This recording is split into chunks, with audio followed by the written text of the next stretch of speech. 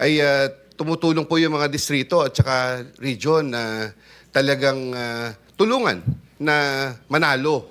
Yung pong So Yusek, sa tingin po ninyo, anong porsyento ng mga bid ang rigged or luto na? Anong porsyento yung talagang totoong bidding talaga?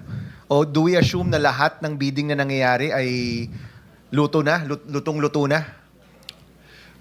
sa pananaw ko po, almost 100% eh. Kasi wala po talagang napipilitan po ang ating mga district engineer, ang ating mga regional director.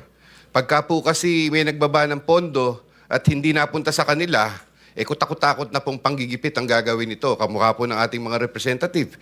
Pagka po hindi napunta doon sa mga gusto nila, nagagalit po. Meron din pong areas na meron pong naglakad. Pag hindi po napunta sa kanila, talagang iipiting ka nun. Later on, ikaw pa po ang gagawa ng issues or kakasuhan ka pa. Yun po yung nangyayari doon.